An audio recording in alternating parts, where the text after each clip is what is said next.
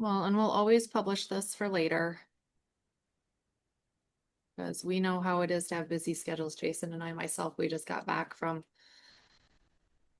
a tour, it seems again.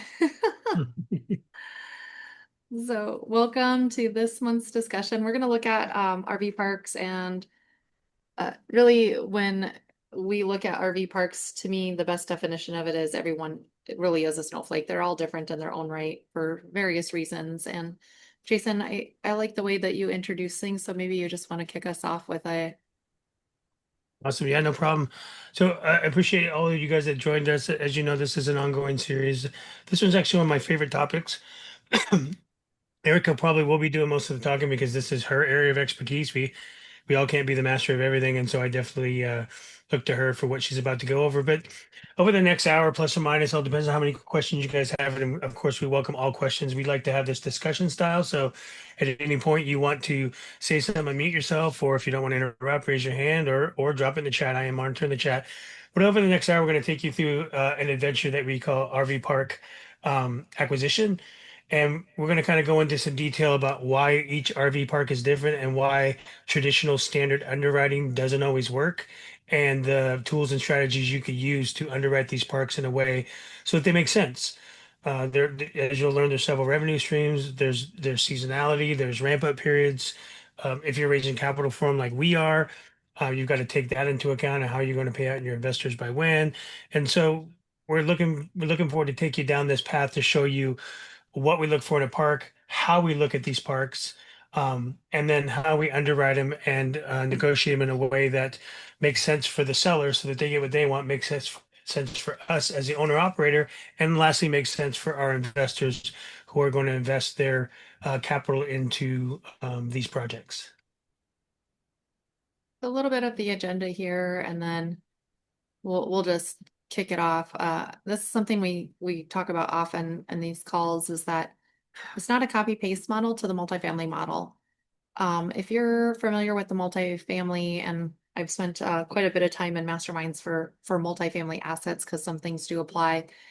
It's when you're looking at multifamily assets, you're basically looking at leases, comps, standard expense ratios. You're able to flatline it. You get steady income streams, you get steady expense ratios, unless you have some capital improvements. So they're fairly predictable in how they're managed and what the costs are. Um, when it comes to RV parks, you're dealing with a lot of daily, weekly, and monthly income. And then you also have varying expense ratios depending on your park. So one of the things that we learned is the wear and tear on your park and how much maintenance and expense ratios you're going to have varies by the type of park you have. So if you're going to have a more transient park, you're going to plan for higher expense ratios. You're going to have more staffing that's going to be needed to run those parks. You're going to have more wear and tear on the amenities at the park that you're going to have replacements. We're dealing with that right now. So our Airbnb at the RV park in Texas, we've been operational since April, and we already have to do a full transfer of all the towels. Like they're completely worn out from bookings already. So it's just little things like that that it's good problem to have. That means you have guests coming in, although you have those expenses to replace those types of things. And then when it comes to sourcing the deals, I can probably count on one hand of the hundreds of deals I've looked at that have been priced correctly with the right NOIs. And what happens is a lot of these parks are trying to sell on a pro forma. And Jason and just had a discussion today with a park that we were looking at, and they're looking to sell it for, was the list 3.8, Jason? Yeah, 3.8 was the asking price, and they said that that's what it was appraised at. So I just wanted to add that little piece of Yep. information. So the appraised value was 3.8 million. I have no doubt that the park does appraise for 3.8 million. Although the real value based on net operating income is about 2.9 million. So it's a 900K difference.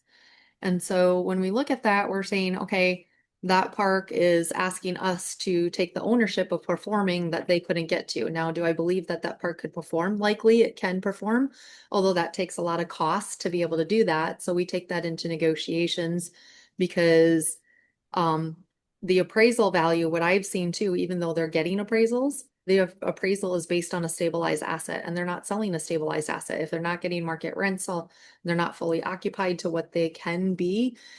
We really do try to buy based on what the actual net operating income is. And then brokers will go into the OMs and they'll put in different things. I've seen them take out manager pay because they say it's the owner pay. Well, I'm not going to run my own park, so I always put that back in. I've had them say, well, this is what the occupancy could be. So we're going to say this is what your projected net income is. Well, I say, well, then they're not performing there, so we have to take that um, and put that back down. And then there's just all kinds of little things, and every deal because of that has to be rebuilt. So every park that we look at, there's a couple levers that we'll pull and we have to rebuild it and structure it and just really get granular in those details because those details will make or break your valuations. Yeah, just to add one more thing real quick, ladies and gentlemen, is that we do make a purchase decision based on the performer. We definitely like to pay attention to that, but we buy based on the current value, and that's where the NOI comes in. Yeah. So Jason, this is a good slide for you to take. Do you want to talk about this? Because you've been really digging into some of these things with our parks and making the phone calls. Yeah, absolutely. So these are some of the things that we have to factor in when we're looking at an RV park that you might not necessarily see in apartment complex space. And I'll give you a great example: land leases, right? So we've been getting bombarded with a lot of parks that where there used to be national park or state-owned parks, and the state doesn't want to be in the park business. So what they'll do is they'll lease the land over to a RV park, somebody who wants to own or operate an RV park. They'll lease the land over. It's a really great deal in the fact that you virtually pay no taxes and the leases are like 50, 100 years long. The downside is there's no real estate to secure um, your purchase to, right? So now you're really just talking about true business value. At least if you have business value and real estate to fall back on, you could sell off buildings, you could sell off pieces of land to developers, and you have ways of recouping money if you need to pay people off. But in a land lease, that's not there, right? So that not that I'm against parks with land leases, but land leases definitely add a different layer of analysis because now it's true business. And we'll say Anything you want to add to that? yeah, I would say that you negotiate them differently. So Yeah, what we learned is that you could buy, for example, just say you're going to buy a park that has landlocked and let's do like for like in the same area. Maybe you're going to buy the park and it's a high-end resort and you could buy it for 8 cap in this area, 8 cap being an 8 cap rate. And then if it was a leased land, you probably wouldn't buy it for anything less than a 10 or 12 cap rate. Because you're not getting that real estate backing. It's also not bankable. Many banks won't touch it. So yeah, you have to go into a seller financing model. And what we see is it's a difficult conversation to have with park owners and they're trying to do it uh I didn't know that, Lizanne. That's good to know. The RV Park Challenge is happening right now. That's cool. The with definitely can't compete with pace. I no, respect it's fine. that. But with the lease land, it's being aware of it and how those lease extensions work. And I had the same conversation with another investor that was looking at a property and half that asset was lease land. And, then you have to take that into consideration because if anything were to happen, those leases can be pulled at any time and you need to be able to accommodate and adjust your business accordingly. Perfect. And then let's jump into zoning, right? A lot of these parks are, within the, outside city limits within the county. Those are a little more lax, right? But there are RV parks that are within the boundaries of the city, and now you've got a lot more hoops you want to jump through, especially if you want to expand, right? So um, we have our park in northern Texas is in the county, so we didn't have to apply for any additional license or any permits to expand the park. However, what we discovered when we went to go apply for a liquor license, that county is broken up into two sections, a dry county and a wet county, meaning that if you're in the wet part of the county, you can have a liquor license, no problem. If you're in the dry county, which we found out after the fact we were in, then you'd have to petition for it to be on the ballot so that your particular property in that dry county could be converted to a wet county. So is it impossible for us to get a liquor license? Absolutely not. It was just too much work to try to get it for this season, so it was something we had to kick down the road. Um, And then licensing, like anything else, licenses usually aren't always a factor. There are some states and some counties that require hospitality licensing, but usually it's just something you look into. A lot of these licenses are transferable. So when you buy the asset, the license get transferable. And liquor license too. Here's what I discovered about liquor license. Some states only have so many liquor licenses. So if you can get an asset with a liquor license is transferable, um, that is like liquid gold, right? And I'll use Idaho for an example. For example, I was looking at a park in Idaho. It had a liquor license that was transferable. If you have to go apply for a liquor license, it's a commodity, right? So they only have like for let's say 100,000 licenses. Then it becomes a bidding war. Someone might pay $500,000 for that license, and I might only be able to pay $100,000. And so, being able to buy a park that actually has everything transferable, including the liquor license, is huge. And then, of Yeah. course, Let me local. just touch on that too, Jason. Yep, Sorry. Is that okay? absolutely. No, this is great. This goes into our Florida asset too. You have to know the local laws. So we're under contract and working on closing an asset in Florida. And part of our due diligence, we did some research to understand the licensing and local laws of what they have there. And so part of that due diligence meant that we verified that those the owners of that property did have the proper licensure. And they did, although we have seen where campground owners just, they don't know. They just never looked into it. And so that's just always check it and be aware of what those are because not all camp owners or hospitality owners understand that. Yeah, and just to jump back to zoning real quick, because you reminded me of this Florida asset, they have a building that they actually got it zoned for a restaurant. Hmm. Now we want to take over this building with the portfolio, but we don't want to turn it into a restaurant. So now we're working through the process of going back to the state and or going back to the county and say, this is actually what we want to use it for. We actually want to use it for, entertaining, lounging space, a Beer, game wine, room, and coffee. jukebox. Yeah. Yeah, beer, wine, and coffee. That's it. We don't want to be a restaurant. Do we have to rezone? And if so, what does that consist of? So it might be nothing, but right now during due diligence, those are the questions I'm asking so that we know what we're getting into after we close. Yeah. And then lastly, local and state laws, right? I mean, we're open to the public, so a lot of times you got to follow ADA laws in the state of Texas because we open a pool to the public. You have to have a specific amount of lifeguards, a specific amount of signage, a specific amount of safety equipment, and then of course insurance to cover that. So just take a look at all the things your park has and just make sure that it fits within the local and state laws because again, some of these parks were built or bought way before some of these laws changed, and um, you want to be cognizant of that. I'll use this Florida property as another example. We found out that there's there's four cabins and the two pairs are wired together, meaning that they've got two buildings on one electrical box. Well, in today's day and age, that's not up to code. That's a safety hazard. But when they were built, that wasn't a requirement. So we're stepping in and we're going, okay, well, we don't morality rise, we don't want to put somebody in there that may possibly be in danger. So we either need to budget to fix it or we need to renegotiate it with the seller to get a credit at close of escrow so that it can be paid for, if we didn't have the cost allocated within our budget for deferred maintenance. And then the evictions is the biggest one too. You have to look at the state and local eviction laws. In Missouri, you can tell somebody to get off your property and they have to leave within a few hours and you can bring the cops out and they're gone. In Texas, if they start receiving their postal mail at your park, you are now a resident. They don't even have to have a long stay. It's even gray here if they stay past 28 days, then there's a gray area. And it also depends on the local authorities and what they're willing to enforce. So where our park is in Texas, we're in the county, not in the city. The city would enforce the eviction laws with us and the county sheriffs don't want to get involved. They said you just opened up basically a homeless internment camp. Deal with the low income people you have.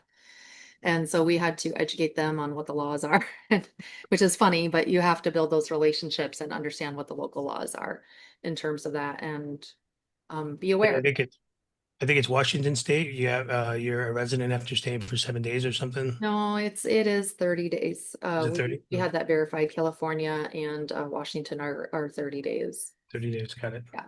But then you are a tenant and then you do have to go through an eviction process, right? So knowing Yep. the laws where you play. And again, if anybody has any questions or has anything to add, you can unmute and talk, or you can put it in the chat. Absolutely. We're gonna just queue it up and keep building the case for why every park is a snowflake, and we'll go into a real underwriting that I had on a park, and you can kind of see the complexities and how I look at it. But really, this is depending on whether you're going transient, monthly, or hybrid, really determines the revenue cadence. Now, Jason and I have a preference for the hybrid model. The reason we like the hybrid model is we like to have the guests that stay monthly because then they pay the base costs of everything, or they can fill your occupancy in the off season. Uh, the transient model, you get more income. It's revenue heavy. If you can book it, it takes a lot more advertising to get there. The monthly model is pretty stable. There's people that will only buy the monthly parks. But that's how you determine the flow of your revenue. The more consistent you get with a monthly model, the more consistent your revenue and expenses are going to get. So if you have a monthly model, you're going to have, it's much like operating an apartment building. So you'll have more consistent expense ratios. You'll have more consistent revenue streams that you can count on. You do tend to sign agreements with them. You can do that where you do commitments for a season up to 12 months and renew that every season. So they're a little bit lighter touch in terms of expenses and how they're managed. And then when you go that full transient, we talked about it, you get more wear and tear on your park. It's a little more unstable, it ebbs and flows. You do have to have a heavy investment strategy for advertising, and then you have to have staff that can support it. We go for the hybrid because of that blend of the stability versus the upside revenue that we get from the transients. So that's what we prefer. We like the hospitality side. Um, I don't know any other way to say it, but we'll continue building that story as we go because we'll talk about other drivers of value. So there's hidden things that come into the parks that you'll want to pay attention to. Some of that can be whether you're on city septic sewer water. And with that, there's hidden expenses in there. So right now, we're on city, I think, for ours, right, Jason? For water, yes. For sewer, we're septic. Yeah, we're septic. I knew we were septic. I couldn't remember water. Yeah, so when you're connected to the city, you have all the expenditure, of course, with the city water. Um, our next two parks are also on city, and no, Georgia's on well. Georgia's George on. So then you don't have the expense, but the differentiation is so then you either pay the city or you have to have reserves for the well, right? So you have to have the well certified, you have to have the water tested, you want to make sure that it's drilled deep enough, do all those inspections. So it's more of a one-time larger cost at one period versus that cost over time that you're paying with the city. And then the septic systems is understanding the septic systems and how they're maintaining um, versus going to the city as well. And again, it's pulling those levers on the cost, but the biggest one is power.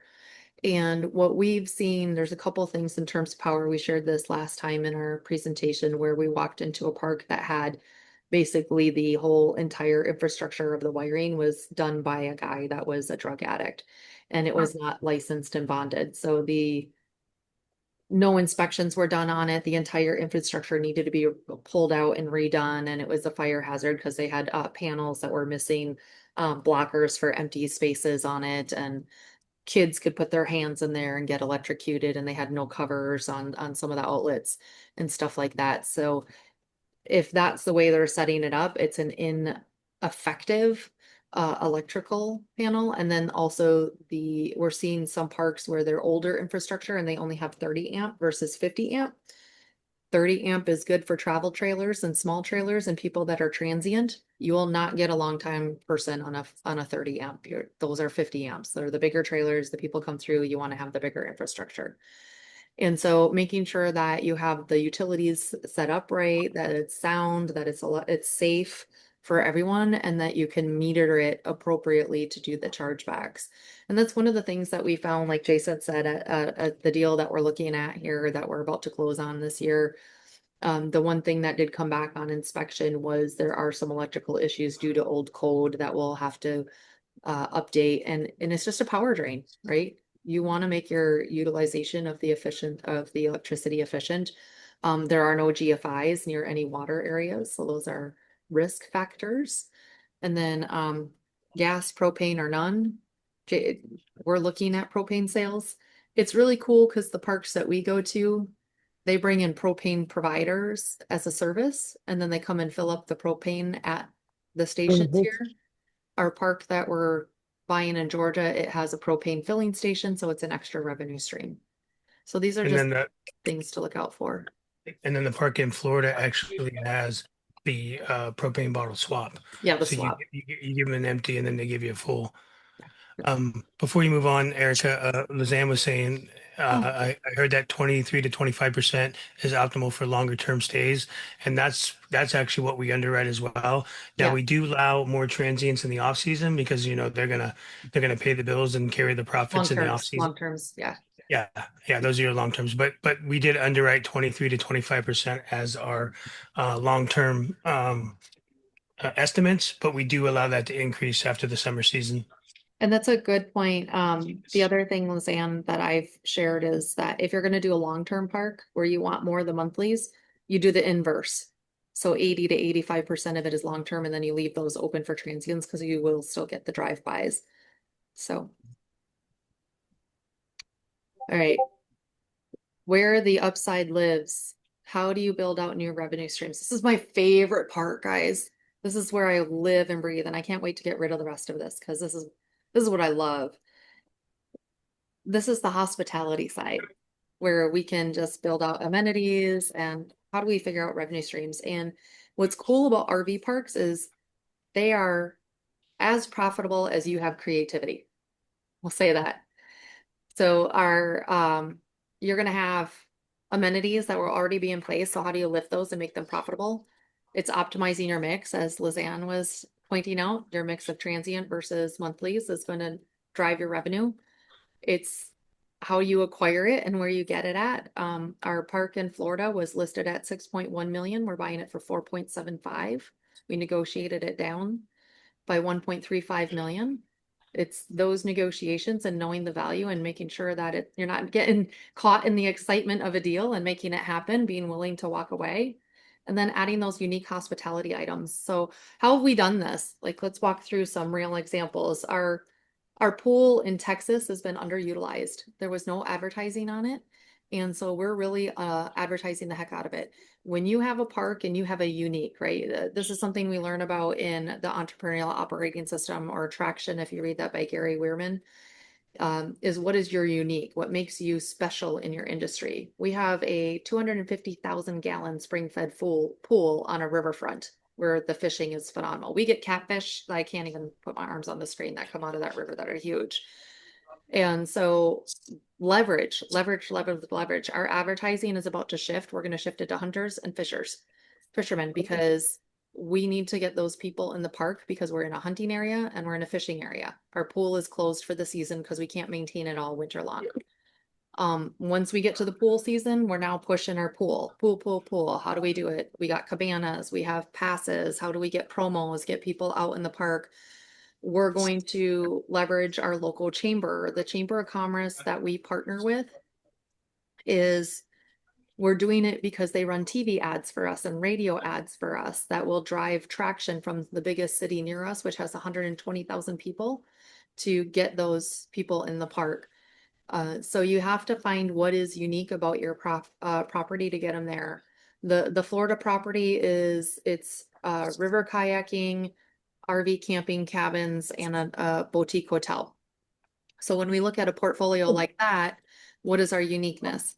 We're going to go in there and we're going to do old Florida charm, like get everything really nice, get it picture friendly for the Instagrammers. We're going to bring in some, uh, what are they, influencers, and then they're going to come, we're going to offer them stays, get some pictures, do some murals. We already have the agreement there with the clear bottom kayaking companies. So when you go out into the river system where you have a boat launch right off of the park, and that river system is spring fed and it's known for manatees, scalloping, and river otters. Promote the heck out of it. Promote. And so we're going to leverage just what is there to be able to bring that up. And this area gets lots of visitors from golfers that use it's a big course that's nearby and they have overflow people, right? So how do we take leverage of that?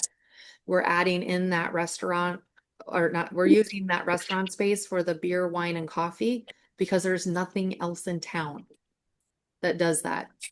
So we want to capitalize on it. We're going to add an ice machine because we are the closest to the fishing dock. There's no ice machine for miles.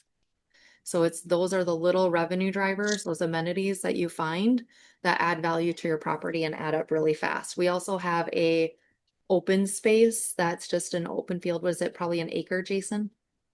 Yeah, plus or Maybe minus. Yeah. plus or minus, probably a little on the minus. It already has a stage for music. So we could bring in local bands, we can bring in food trucks, we can use it for parking to do boat launches, all those types of things. So again, you just get really creative with it. With Georgia, it's dark sky country and Okefenokee Swamp. So that area, we really looked into it. The Okefenokee Swamp gets 400 to 600,000 visitors annually. It's how do we partner with the swamp? How do we do tour guides, bring them in? It's dark sky country. They're already in partnerships with colleges and local areas to do camping expositions with Boy Scouts. It's maximizing that. We're putting in dark domes that you can sleep in and sleep under the stars. We're putting in glamping tents that have stargazers in it. Because most of the visitors are coming from Europe and Canada. They're not bringing their RV from Europe and Canada, guys. It's all hospitality. So whenever you're looking at a park or when I look at a park, I'm always looking at what are the things that are bringing people to the area and how do you leverage those things that are bringing people to the area to maximize the revenue at the park you're looking at. And here's where we get Hey, into the Eric, fun. real quick, sorry. Yeah. Leslie, if you have a question, great, let us know. If not, can you mute because we hear some background noise? Okay. Appreciate it. Thank you. Yeah, can I ask a quick question about that last slide Yeah. topic? Yep. When you said kind of targeting, changing the demographic, targeting like doctors, fishermen, etc. Yeah. Yeah. What was that? What does that look like? Is that like SEO or like changing filters on social media or Yeah. other avenues of marketing? Yeah, that's exactly it. So what we found is our SEO. So we, when we did our SEO in Texas, we put fishing on there as a big one. And there's also AI SEO too. And the top hit for the city that it is in is where do I go fishing in Eastland, Texas? And we have a prime fishing location. We charge $10 to go fishing on the river, and we can bring in all kinds of local traffic or campers to do that. So you're exactly right. It's managing the SEO, AI, SEO, everything to get those targets out there and then running ads on Facebook and social that target those demographics. Is there other ads or that you found to be effective The biggest outside of that? the biggest bang for your buck are going to be the Meta ads and the Google ads. Hmm. Beyond Yeah, that, no. yeah. Meta ads and Google ads. Those are ads, not pay per click Correct. necessarily. Yeah, Correct. yeah. Yeah, so I'll give you an example. Right now in northern Texas, you got you got deer hunting season and you have duck hunting season. You can actually access the lake through the Leon River where the park is located on. So duck hunters will come, they'll pay to access the park. If they stay there, they don't have to pay for access. They launch their boat on the river, they take the river down to the lake and they go duck hunting. Same thing with fishermen. You can come down and fish. So we found out, or our business partner found out that we rank pretty high on LLM, and that's where AI says best places to fish in Eastland, Texas. The Leon River comes up. This park is right on the Leon River. So it gives us exposure even without having to advertise. I had to stop my screen share because I was sharing one screen. I'm going to bring up underwriting here really quick. That was a great question. Yeah. I just had one question regarding, I mean, because you guys own so many RV parks, have you guys done a cost segregation report on any of them? Uh, Yes. Always do a cost segregation. You have to wait till construction's done. Cost okay. segregation on RV parks will yield you between 40 to 70% in accelerated depreciation year one. The cost segregation we did in Texas, we waited till the construction cleaned up. And then once we got that done, we did all in costs for the investment was about, was it 2.65, 2.7 million, Jason, somewhere in there? You talking about for the expansion? Yeah, for all in for the purchase price and expansion. Yeah, the expansion was about 2.5, but the And purchase anyway, price was 2.25. yeah, so I think it was around 2.6 all in when we got done. Our accelerated depreciation on it is 1.8 million. What I'm really trying to understand here is with the 100% bonus depreciation, uh, Oh, yeah, I'm not sure how to answer that because it's going to be different for every investor, right? If an investor is coming in, it depends on their financial position. Yeah, no, I mean, why would that be the case? What I'm trying to understand here is like, let's say if I today go and acquire a $4 million RV park, Mhm. uh, what percentage of that $4 million without any new construction would qualify for cost segregation in All first? of it does, yeah. So let me try and explain it again. We waited for construction to be done because you want to do depreciation on the total value you have, and we were doing a 3-month, 4-month construction. If you go and buy the park, so for example, our park in Florida that we're purchasing, we're not going to do any expansion. We're going to order a cost segregation immediately. 40 to 70% of that will be Okay. accelerated depreciation depending on the asset. So between 40 to 70% is the range. Correct. Okay, Correct. got it. Thank you. Yeah. Thank you for the question. All right, I'm gonna do this share again. We'll see. I've modified Michael Blank. This is the spreadsheet I use, but I've kind of changed it to mine. So this is an example park that I looked at. And just to give you an idea of the complexities and what we're looking at, um, they were asking 3.75 million. It's 120 pads. We were playing with 10 to 20% down payment. Now here's what's going on with this park. It's in a high tourism area, really high tourism area, a high tourism area that just got decimated and lost a lot of their other parks. So it will get a lot of traffic. This has been mom and pop owned. It's been in the family for 2 generations, and they were trying to sell it, but as they're trying to sell it, they're so emotionally attached to it. They want the biggest bang for their buck. There are parks in the area that do very well, and they are valued, and this would be the value if it was a stabilized asset. This is not a stabilized asset because they don't advertise, and the only way you can make a booking is picking up the phone and calling them and knowing that they exist. They don't even have a website. That's how remedial this is. So the upside from a deal perspective is really big, although they weren't willing to negotiate on price because they wanted a premium price. So what does that mean? They had, if I look at what they had 30 amps. So they had 30 of their sites had 30 amp only, which means those are outdated. So those needed to be updated. And they weren't even fully functioning. You could only have about every other site occupied. Otherwise, it would shut down the grid. So, and we only know this because we walk the park. So my biggest advice is walk the park. They had some 50 amp. We had an assortment of weekly monthlies. They had cabins. They had residences. So they were playing with building apartments on there, which meant a bunkhouse. They had a beautiful venue, a warehouse, completely unutilized, an event space that could host probably 300 people in it. So when we were looking at this one, the opportunity is huge, but the price tag that they were asking is for a park that is comparable to it, which is within the 2-mile range that had pickleball, that had the event space, that had a camp store that was fully more stabilized, right? and So, had a pool. and it had a pool, and this one didn't have the pickleball or the pool. So when we were looking at this as an asset, we knew that the revenue potential was there because we were going to turn that indoor space into um, it could be used, we could put 2 pickleball courts in that space because that's how big it was. So we were gonna put in 2 pickleball courts and then use it as a shared space for, you could take down the pickleball court and you could use it as a rent out for any of the local commerce or whatever if they wanted to have meetings.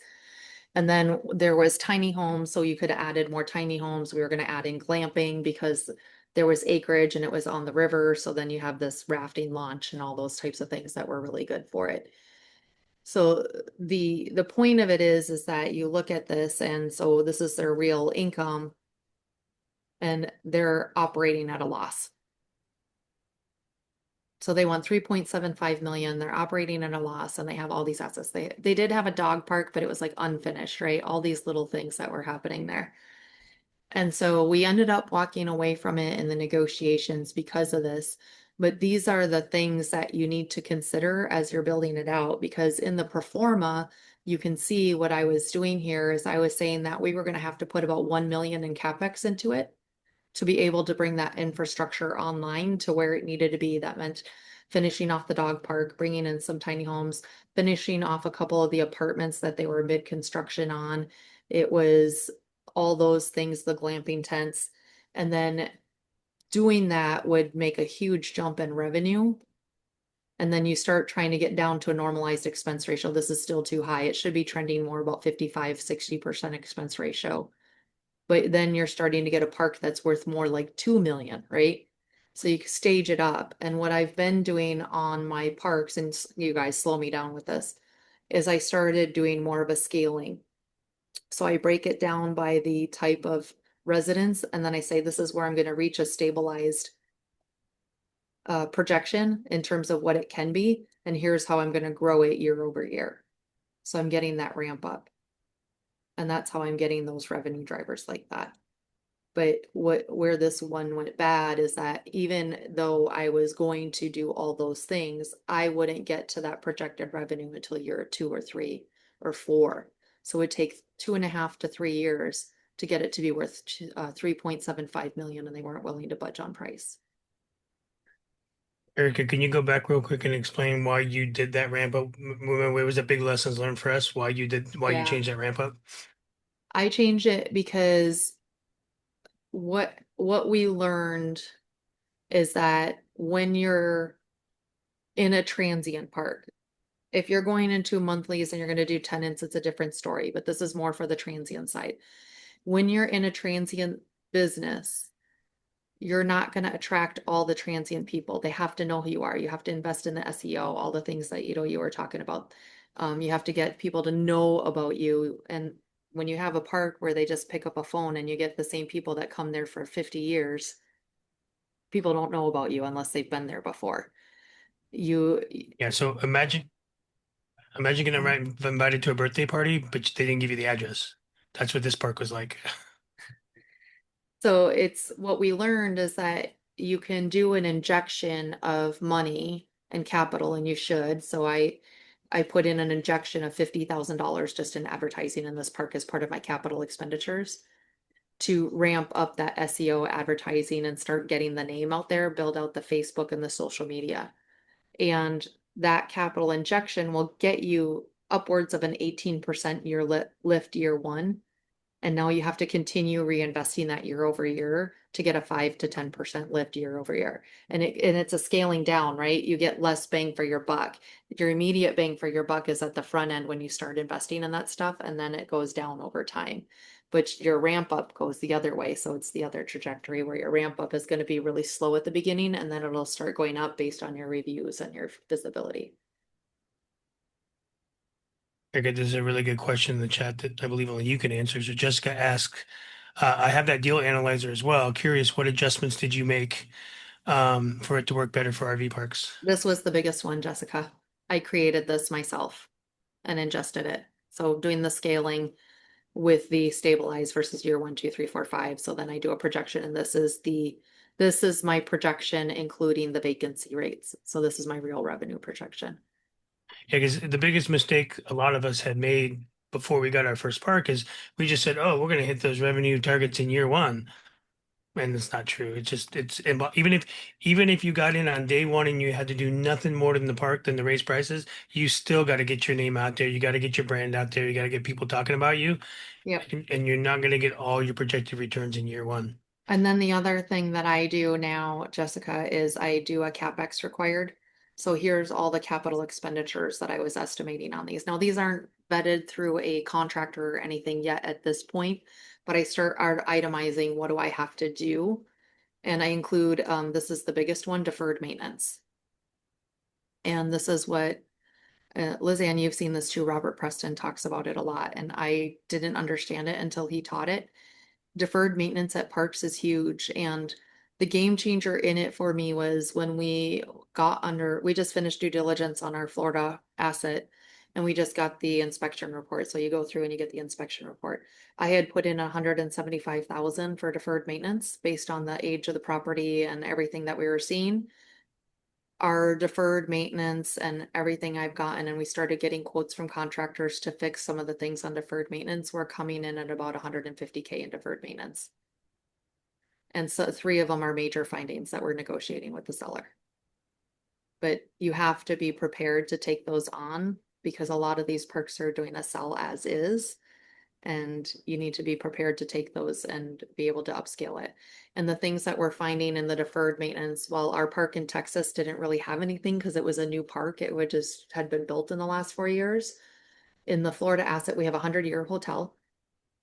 So it has termite damage. Termites are in Florida. It's been remediated, but we need evidence that it's been remediated, right? So we are asking for the termite inspection reports and making sure that they've been checking it and that it's been done. We're making sure that the scabbing's been done on the foundation, all that stuff.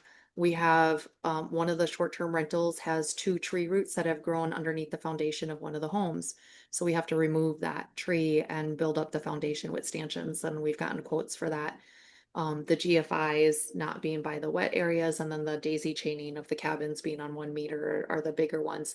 But then there's just little things throughout, and these are the things that I look for. Like in the hotel, they use clear shower curtains, the plastic ones that you buy from Target. But they're full of scum. So we have to switch all those out to the hotel ones, the cloth ones that you can wash. And we noticed that there's caulking along all of the bathrooms. Every single bathroom needs new caulking. There's one of the bathrooms in the cabin still has old piping that needs to be replaced because it gets copper in the water and it's not good for health. So we need to replace that out. All these little things that are seemingly little add up, and that's what kind of hurt the owner that's selling it, is they were just fatigued because they bought it as, like Lizanne said, where she's buying as is and taking a risk. These guys bought it and it was a hoarding nest, and they converted it and they did a lot of work and they did really good stuff, but there's still more that needs to be done. And And to add to Lizanne's comment, Erica, and we do this is, Lizanne, you can still mitigate that risk, because this is why we walk the park right before we sign a contract, because then Erica comes back and updates her deferred maintenance estimate, Mhm. and then we validate that with the inspection. And we always put a clause in there. We, even though we're buying it as is, if we find any material adverse findings, whether it's financial, whether it's structural, we can come back and renegotiate that. And we're just renegotiating it as a credit. We know we're going to have to pay to fix it. So we're trying to take a little bit of chunk out of the purchase price to move that money into deferred maintenance. So there is a way to mitigate that risk. We see a lot of parks that say as is. The Florida park is one. It's being sold as is, but we're with the broker and he agrees we should be negotiating because these are some pretty big findings. But it is also why you walk the park, so that you can update your deferred maintenance. yeah, feel free to come off mute. You can chat with us. We like that. Okay, I didn't want to just jump in on you, but yeah, so what we were able to do is, I mean,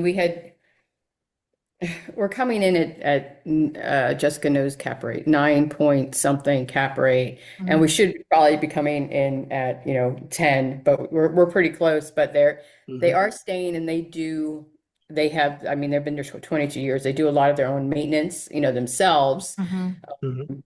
And it's, but one of the things we were able to do was we are doing the SBA loan. So they were going to seller finance, and it's going to end up saving us like 400 and something thousand dollars.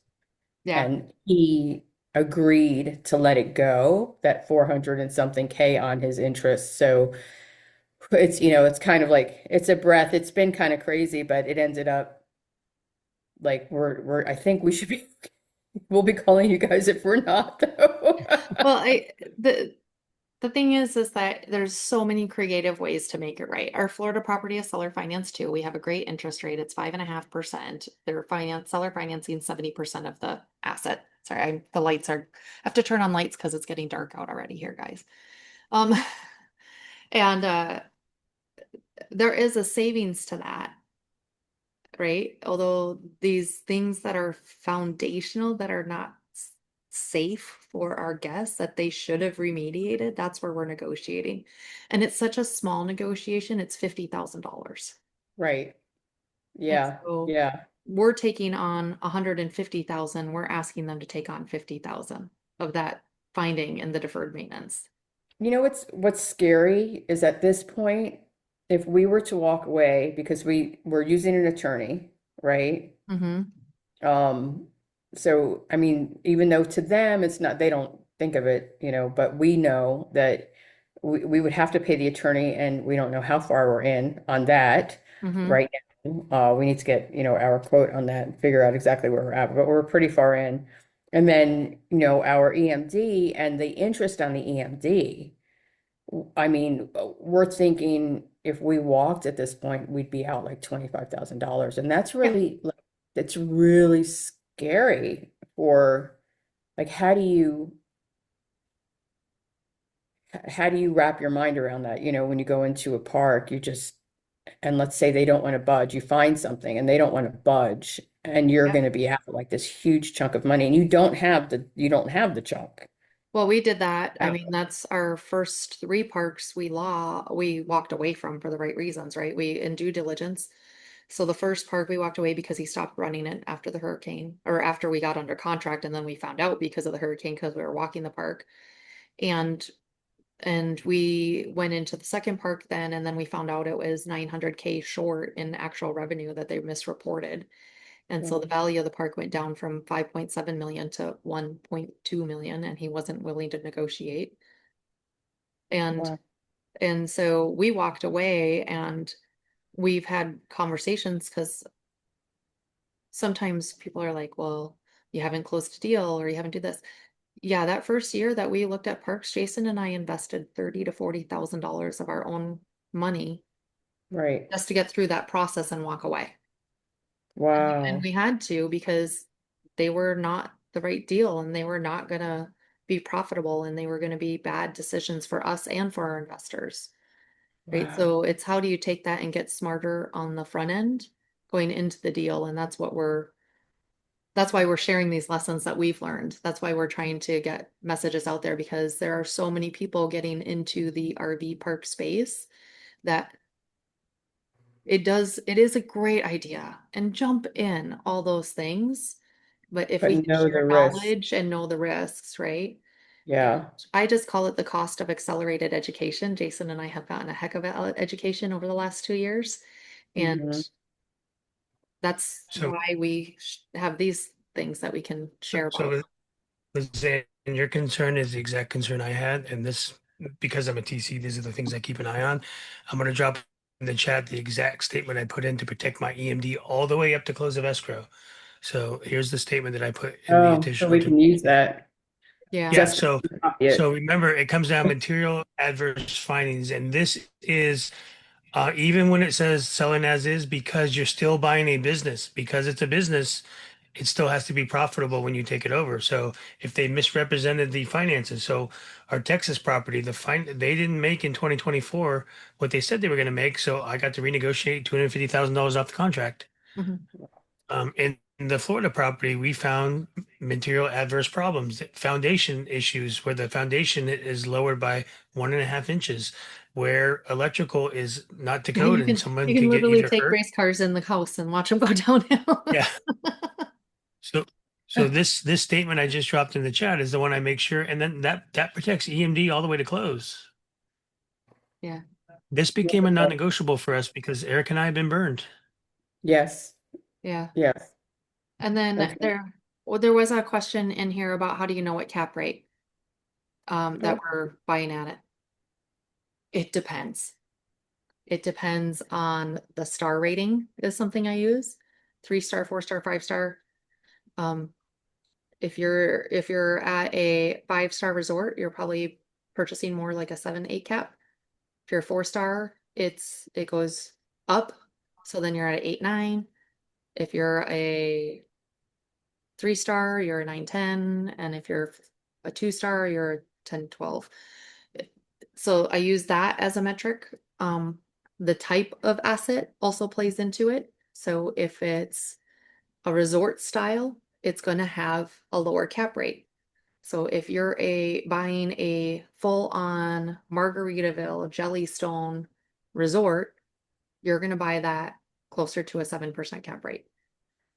If you're buying what we buy anything between an 8 to 10 cap rate in terms of what we're looking at. So these are some amenities, basics, we add more to try and bring that value up. Yeah, I think that's about it on the cap rate. And the interesting thing about the cap rate is it's not geographical. So it doesn't matter if the park is in New York or if it's in Arizona. There's no saying that one state gets a higher cap rate than the other. It's just purely based on the asset amenities and what type of park it is. In fact, Erica, wouldn't you say if we saw an average across the United States, the average would be around an 8 cap? Depends on what we're looking at. I tend to try to buy around a 9 to 10 cap. That's where we negotiate at. We got our Florida hospitality at a 9.7, 9.95, 9.7 cap rate, and we got Georgia at a 10 cap, I want to say. Yeah, the Florida's a little different because it has a boutique hotel, and boutique Yeah. hotels usually have a higher cap rate. Yeah. Right. I mean, that's a great insight to know your actual cap rates and have a better market understanding. Mm. But from what my understanding of cap rates, it's more like a risk-adjusted return. So shouldn't resorts be a higher cap rate because they're riskier? No. No, because um it's not how we see it. It's based on their rankings. And you have to keep in mind too, they've got the marketing, they got the branding. It's basically like buying a franchise, right? So if you buy a KOA, you buy a Jellystone, you're buying their advertising, you're buying their client list. Okay, so When you buy a Margaritaville, you're buying a high-end campground that has $1 million rigs that come through there. So Yeah. we're looking at from this perspective that, a resort has its branding, so it's lower risk, while something that a two-star, which like could be an abandoned place where no one would know of, which is Right. why a higher cap rate. That was the perspective is? Yes, that's the perspective. Got it, got it. And then you can also look at it too, that if you have, say I have a, a seasonal park and I have more residents, you're probably going to buy that at a lower cap rate too. So you're looking at a couple different levers to analyze it. Okay. Guys, I use Chat GPT a lot now to just triple, Mm-hmm. quadruple check what is the cap rate, how are other assets been selling in that area, just to pressure test that because it is a subjective thing in the RV park space. And the other thing that is challenging about the RV park space in particular is, for example, if you're buying in Texas like we do, it's a non-disclosure state. So you can't see what the competition has sold for.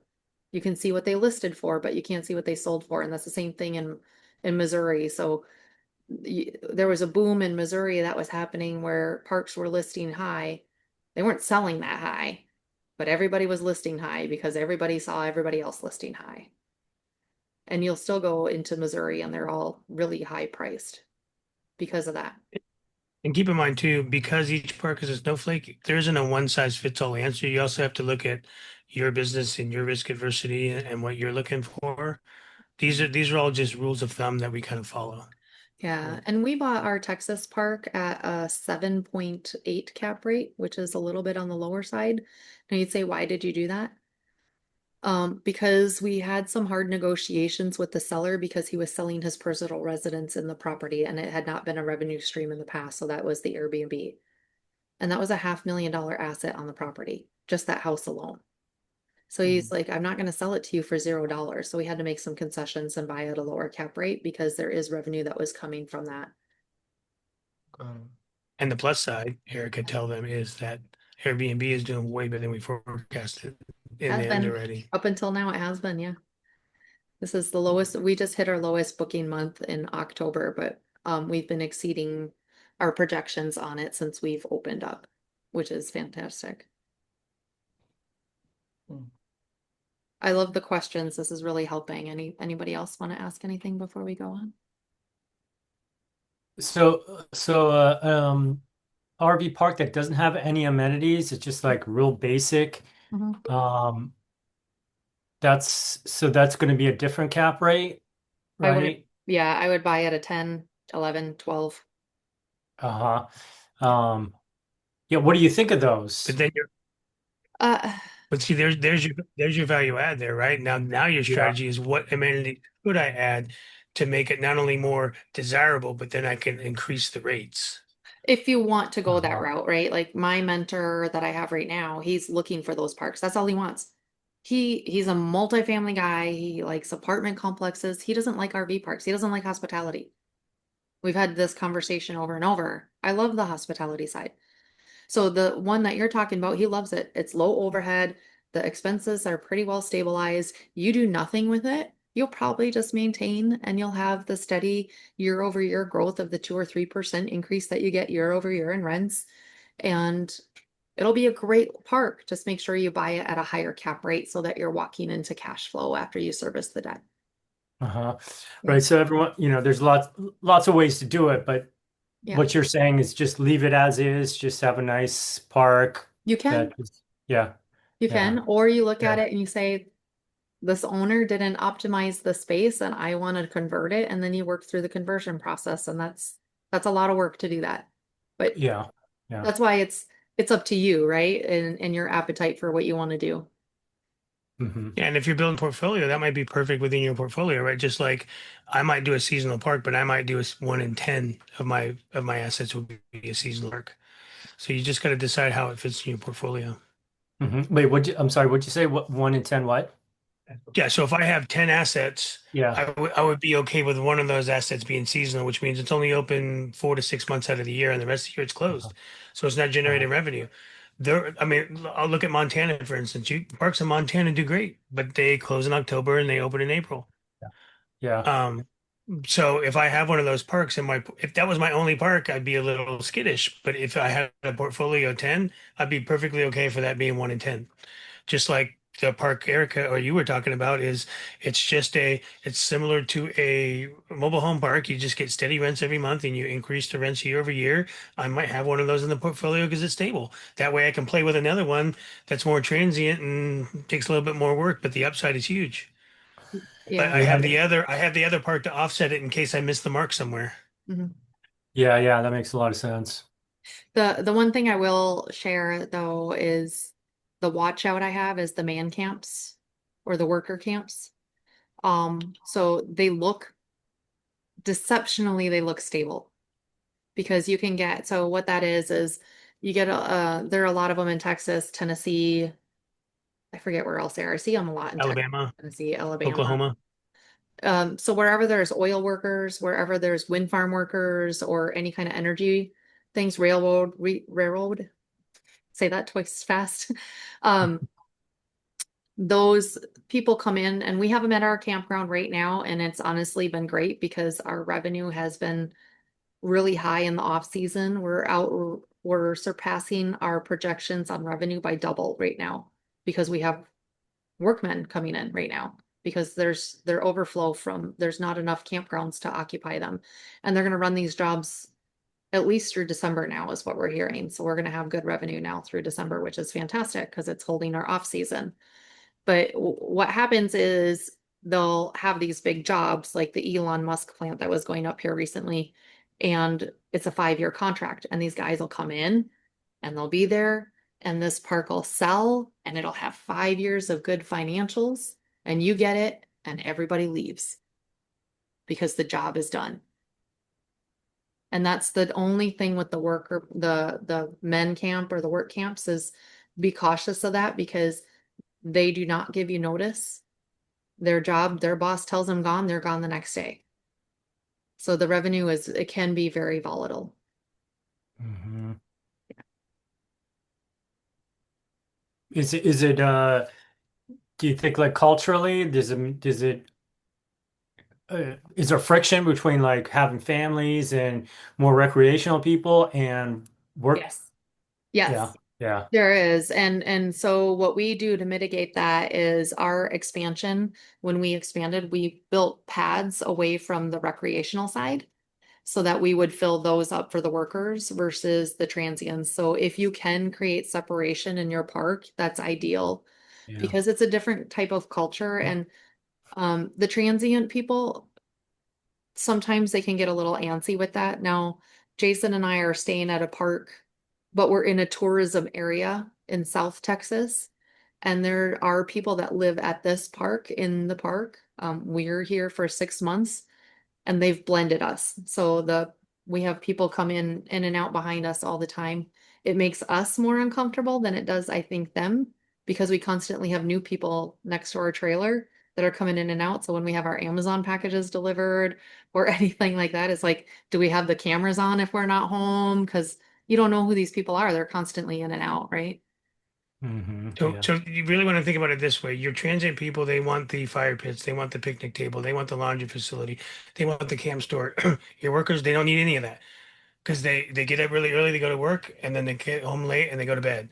And in their rigs, they have laundry, they have TV, they have everything they need. So they don't need amenities. So They it's actually like all, the laundry the best because they're really hard on the washer dryer systems with their work yeah. clothes. So my point being is your month to month folks actually pay a different price and it's usually a little bit lower than your transient people because they don't want or need any of the amenities and trying to sell them on amenities, they'll just go, no, no, thank you. Yeah, there was a park here that Jason and I looked at, and it's a work camp one, and it's actually in a really good work camp area. It's a part of Texas that has constant. It has 5 factories that fuel it. So, but what was the misnomer about it, and what happened is when we were looking at it, and we've looked at it a few times now, is that they just had their lowest occupancy. So they have enough land that you could expand to double the size of the park, and they have 120 pads, and they've been maintaining 85 to 90% occupancy over the last 2 or 3 years, and they just dipped down below 70 because some of the jobs changed out. So now they're having their worst revenue. And this owner, what he did is he didn't understand because he's a storage owner, not a RV park owner. So he just came in and he thought this was a cool asset. And he added a pool with a hot tub and he added a little shower and laundry facility, and that pool gets no usage at all because it's all workers. They just don't want it. Yeah, and the land with the other 120 potential pads untouched because they can't justify expanding. They don't have the demand. Mhm. Hmm. Not steady enough. Yeah. Hmm. I can talk for hours on this stuff, guys. But just kind of hopefully you've gathered from our conversation that every deal is a unique little snowflake in itself. It's a unicorn. And it's if you're gonna analyze them, if you're gonna look at them, if you're gonna invest in them, make sure that the people that you're working with understand the asset class and what they're getting into and how the underwriting is done because it truly is an art form and you gain the experience by aligning with an operator or learning from an operator or becoming an operator, and that's really the best education that you're going to get in this space. And you know, I encourage you to have fun with it. I do. I can't wait to And give up the underwriting to somebody else so that I can just do design and show people what's possible on these parks. Erica, one more thing to add to that. If you're bringing in investors like we are, know how to pitch it, right? Most investors understand commercial, they understand apartment complexes, they even understand storage units. But when you say RV parks, they go, "Oh, you mean trailer parks? No, thanks." But it's not. And so being able to explain this, and once you explain it to investors, and once the investors realize these are just printing machines for cash, you got them. They're 100% on board. Yeah, great question, Lizanne. How big of a team are you going to need to keep acquiring contact parks? You must be anticipating what I'm doing because I've been Hmm. talking org structure for the last 3 weeks on how we're growing and scaling our team. So these 2 parks that we're acquiring are the last 2 parks that Jason and I can take down just by ourselves. So that's 3 parks under our portfolio, under our purview that we are managing. Um, we are building a team of people to scale. We've already well, if you know Reza, he's one of our team members. So we already have 10. He's got 10 bird dogs right now that are hunting deals. 10 bird dogs, and then we got Jason doing closing, and I'm overseeing underwriting and project management, and then we've got a couple other We're people. bringing in more cap raisers. We're bringing in capital raisers. It's So funny that's because just what's that? Reza had asked me to be his closer before he got Yeah. on with you guys. Yeah. And I was like, I'm in the middle of closing this park. I can't, I don't know. Like, Yeah. It's so How do you think I feel? We're trying to close 2 parks and I'm still closing with him. yeah, we have another one closing with him. We're actually closing 3 parks this year. So the acquisition side, that's just for the acquisition side. We've already started modeling the operation side, because before we even get into the modeling of the operation side, we need to do the capital raising. So we've modeled our capital raising structure and what we need to do capital raising. So we'll probably have a team of capital raisers. I'm guessing we'll end up with around 6 or so. Just to be able to, right now, capital is a little bit tight. People are holding on to their money just because of the economy. And then that's a relationship game. So those people are out all day long socializing, building networks. And so it takes a good team to do that. And then from the operations standpoint, um, we'll be looking to add a regional manager. So every park has a park manager, which is great. But what Jason and I do is we go in and we train our park manager and we write a standard operating procedures. Now, the good thing is we can take the standard operating procedures and we can apply 70 to 80% of it to every park we take. And then you take the uniqueness of it and you add more. Eventually you have a plethora of standard operating procedures that you can deploy and modify across the park. So that helps. But in terms of staffing, you usually have, like, our park in Florida will have a staff of 8. Our park in Georgia has a staff of 4. So you look at that staffing model and you always have a manager over it. So you need somebody to manage the managers. Right now, that's me and Jason. We manage the managers. We're going to be looking to hire a regional manager that will manage the managers. That regional manager will be able to handle probably about 4 to 5 parks successfully. And then we'll need a national manager that's managing the regional managers, right? So you can think about how you're going to scale out. Is we'll end up adding regional managers to our team, where as we grow next year, I'd like to take down 5 to 6 parks. So we'll add in at least 1, if not 2 regional managers, and then we would add a national manager by the end of next year. I'm curious, you know, 'cause as you were going through your one park, right? Yeah. You know, you were just trying to get through that and you got through and you're like, okay, we're going to add this, you know, Airbnb thing. And, you know, this is, did you even imagine, because you were like, all right, we're going to look for our next park. And then all of a sudden, now you have 3 that Mhm. you're going to close more. Yes. You have 3 and you're sitting here going, yeah, next year we're gonna probably get like 6. You know? Well, Do you and I think haven't, about it? Like how yeah. quickly that went? It does. Well, and I attributed it to our background too, because we come from corporate structures and we understand how to build businesses. And that is, I haven't even touched on, we're gonna have to have a marketing team and we're gonna have to do all that stuff too. Mhm. Then you have to have your CFO and all of that stuff that goes into it. And it really made sense because as we're building the business, I've the way I've looked at it, Lizanne, over the last years is I've been in corporate for it's been over 25 years. But I've run multi-scale projects. Like, I was on a $1 billion project where I hired on 500 people on our team. And I've run projects where I've done things where I've saved the company millions of dollars annually, year over year. And all those skills that I've gained, I can apply to this space because all we're doing is operating a business. So it's, Right. how do I take that and just start doing it for myself? And so for me, making that jump, it was less to do with jumping into it and more to do with, I've defined myself up till now a corporate person and had been growing a career, and I had to make that mindset shift because I can be doing this stuff for myself. It's amazing. I'm so proud of you guys, and it's been Um, such fun. It's such a fun journey, you know, watching where you started and where you've come already, and it's going to be so cool to watch where you go. Like it's yeah, so fun. I'm excited for it. Yeah. Jason is. Yeah. No, Yeah, me too. And I'll tell you, I'm gonna change. I'm gonna kind of reframe what Erica said about investors in Q4. There are a lot of investors out there right now that need to park money. There's a lot of people looking for 1031 exchanges.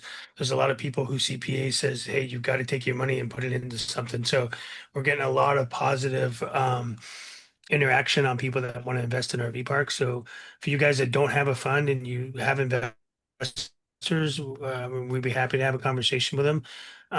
Also, if you guys are looking for parks, we are negotiating parks every day and getting them under contract.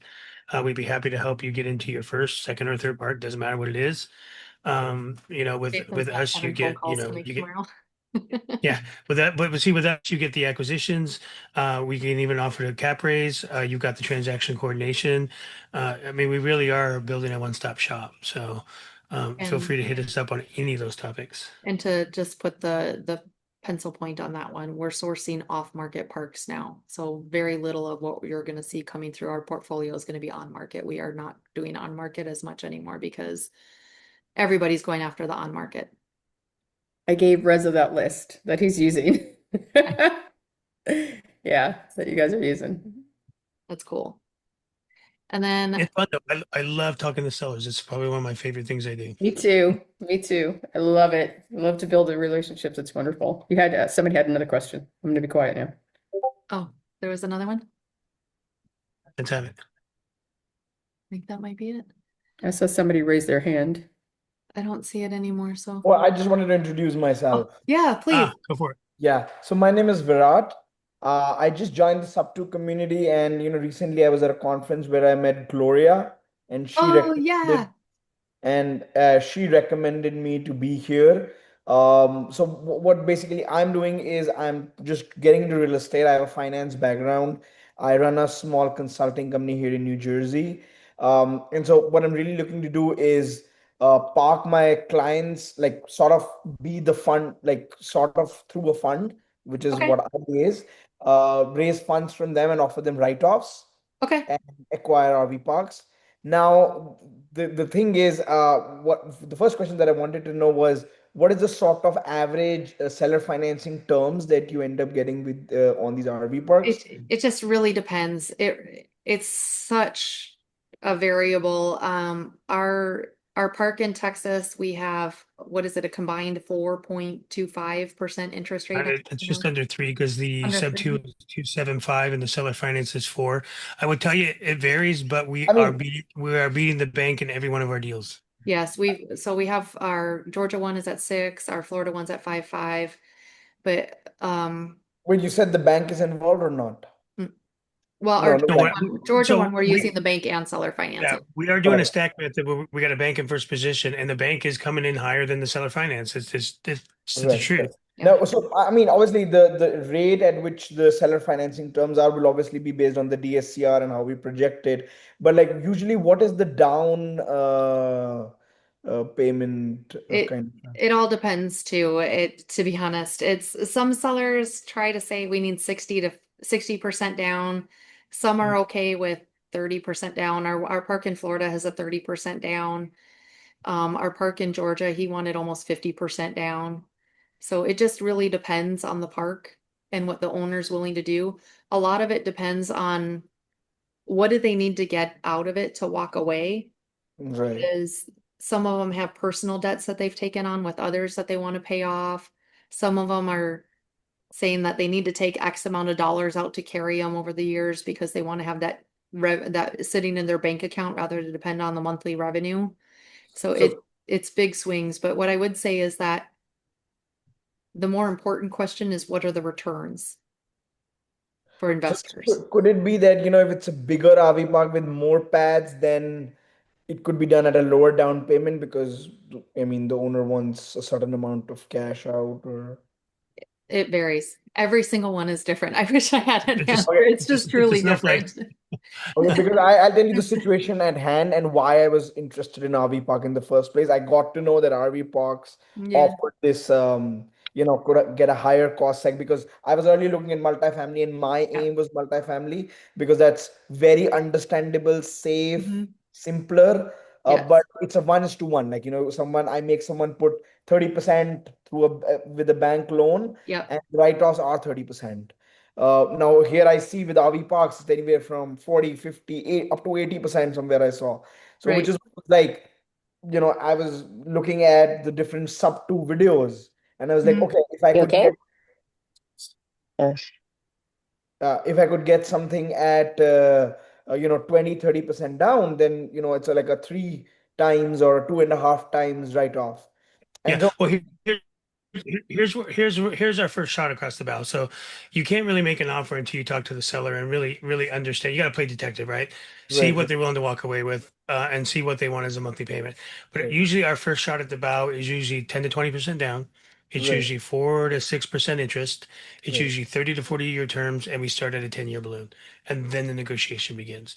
And then it's about every time the seller comes back with a counter, Erica goes in and adjusts the underwriting. And again, it's less about what it costs and more about the returns we can get on the investment, whether we're taking it down ourselves or we're bringing investors. Either way, cash on cash, IRR, all of those things investors like we So, talked about. We want a particular return ourselves, even if we're not bringing in investors. so what we typically see on an RV park is we do typically see 10% plus cash on cash and usually around 15 plus IRR. Okay. So the 10 real cash rate flow. of Okay. return is the IRR. Understood. And Understood. then good depreciation like we talked about in the cost seg. Yeah. That's some great insights. I don't think I would get it anywhere else. Yeah. But so I mean, we're sitting in October 21st. Do you think if I get on to actively, prospecting or, just making connections on getting these RV park off market leads or, contacting the ones listed, do you think it's possible for me to get a deal and close it before 20 in 2025? In the 2025, it'd be really tight. You're at the end of it. Let's talk and set up time. Gloria sent me your phone number. I just got it Hey, before we got into the meeting. right, If you are capital raising, you could get in and wedge into our deal and we can do right. it that way. I mean, the thing is, what I really want to offer my investor is the write-off, and so Mhm. I'm not sure how that would exactly work Yeah. because I would want it to not be 1:1. Um, but yeah, we can talk Yeah. We more. we Talk Yeah, more on. let's we talk usually because the deals that we have, just to give you an idea of timeline, we got under contract September, right, Jason? September yeah. on both of them, and we're not closing till December. Okay, okay, Yeah. got it. Okay. So just so you know, our goal is to try to get our investors to negative K1 in year one. So that's your write-off. And Right. then start paying dividends in year two. We will pay in year one if we perform better than possible, but we like to give us that 12-month runway. But because of that, we try to offer that negative K1 in year one. Yeah. I think off the screen, we could talk more Yeah. about how that really works, Yeah. and yeah. That would be awesome. Thank you so Great. much. It's really great questions, and I'm glad you're bringing them up because those are the detailed things that people don't ask all the time. And the interesting thing is, as we're evaluating deals, you have to know how to answer those questions on every deal because otherwise you're not going to get your investors, Right. right? Yeah, because the one thing Erica did not cover in the underwriting demonstration was the capital stack and how that works. That's a different beast. Yeah. Okay. Yeah. So I really appreciate the engagement tonight, guys. This was amazing. We love it when people join and talk with us. So next month we will do this again. We'll figure out when because I know we'll probably be bumping up into the Thanksgiving holiday, so we may adjust depending on where that lands. But we're going to talk more about the creative side of it because Jason and I do like to buy with the creative side. Sub two, seller finance, hybrids. We've been really digging into the Morby method. Maybe we should invite Jay to talk with us, Jason, because he's been doing a Yeah. lot with the stack method and he's helping Mhm. us with our park on a stack method. Which for those that don't know what a stack method is or a Morby method is you get a bank note in first position and a seller finance second position, and then you walk away at the closing table with a little bit of money that you can use to pay yourself and inject into the park. Follow us on the social. Our website is there if you're ever interested in what deals we have in our pipeline. We do post them up there as we're raising for them as well. So thank you so much, everyone. Appreciate you joining us tonight. Thank Appreciate you you so guys. much for all the Yeah, insights. thanks so much. It's been great. You're Awesome. most welcome.